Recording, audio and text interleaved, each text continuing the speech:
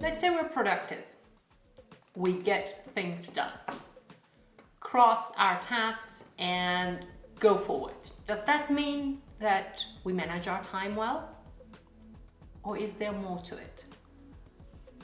My name is Simona and I'm a coach.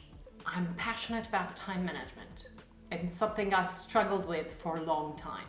One of the reasons why I'm passionate about it is that I love business and I love to help people really develop the skills that are really relevant for business. And I love time management because it just goes so beyond business. Because time management is about our life, and especially our life outside work, outside business, which means outside productivity. In this video, I will explore how the equation time management equals productivity is limited, and it has really derailed our conversation about time management. Stay tuned until the end to get my one tip on how to move past productivity to really take advantage and manage your time in the way that will really impact your life towards happiness and satisfaction. The real myth is this. We think that time management is productivity. Productivity is output divided by time, which means that to be productive, we should aim at doing or producing the most in the shortest time possible, which is a really good aim and a really good endeavor, and absolutely not bad things. However, how we manage our time is actually much more, and it's linked with the quality of time that we spend on something, the feelings that we get from it, not necessarily to the quantity. So if you think about the relationships, we talk about quality time together, and we all know what that means.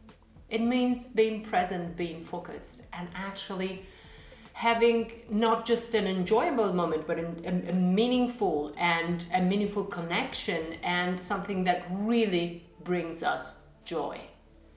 And that is what time management is about as well, not just productivity. So the goal is not to be productive, full stop. The goal is to be productive so that we can spend our time in very meaningful ways that are meaningful for our happiness, for our self-realization, for our fulfillment. So there's more to it than productivity. I have been the victim of this myth for the longest time. I focused so much on being productive, on systems, planning, organization, that I lost sight of why I was doing that, of what it was all about. And let me tell you, I was miserable.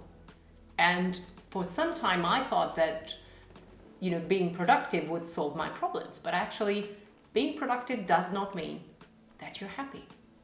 And I was procrastinating without understanding why. It took time. It took, let's just say, soul searching and becoming a coach and figuring out some of the dynamics that happen to understand that productivity was not going to make me happy. Working on something that had meaning for me and made me feel alive and challenged and stretched did. But not just that. So productivity did not solve my time management issues. So the feeling that I was spending my time, our most precious resource, in a meaningful way. Listening to my feelings and taking action did make me feel like I was working on how I spent my time. Do I use productivity systems today? Of course. I can be a productive machine, especially on the things that I need to get out of the way. to be able to do what is meaningful and important in my life, work or not work. So the goals lie in being happy, in bringing value to society, in spending time on things and people that are important to me, not just in being productive and getting things done. And for those things, productivity is one good step, but it's not enough.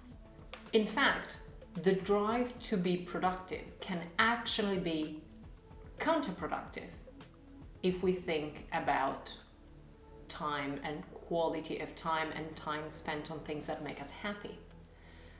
For example, creativity and ideas that are source of great satisfaction don't necessarily benefit from, trying to do more in less time.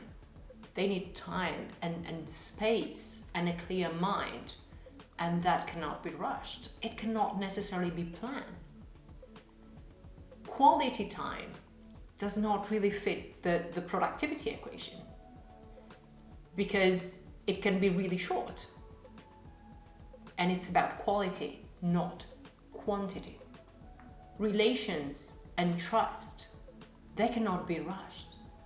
And they can be helped along by focusing on quality and by focusing on creating the good opportunities for genuine connection. All these things can feel like they're not productive. Actually, it feels the opposite way. But if we take a step back and look at the grand scheme of things, they are productive because they are the most productive thing we can do for self-realization and to bring happiness in our lives. And actually, that is where the quality of time lies. So I can see you say, all good, Simona, what will you have us do? So here's one thing that you can do. You have your tasks for the day, you have your to-do list, and I'm positive that you're fairly well organized on that. Look at that and then add at least one thing that will bring you joy or satisfaction for that day. Maybe it's calling the loved one. Maybe it's taking a hot bath. Maybe it's helping someone out.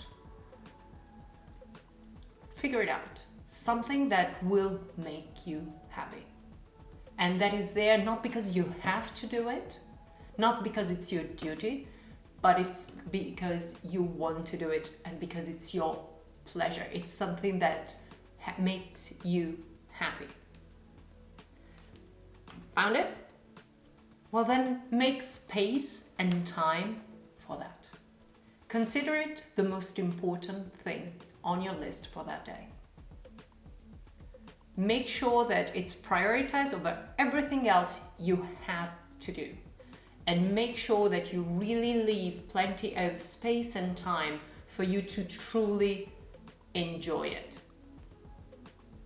So try to do that for a week, every day. And then assess how your week went, how you feel. And if you want, let me know in the comments below. I really hope this video encourages you to think differently about time management and consider looking at what lies beyond productivity and why you want to be productive in the first place. If you want to explore more, check out the link in the description. And of course, give this video a thumbs up if you liked it, share it, and subscribe to our channel. I'll see you soon.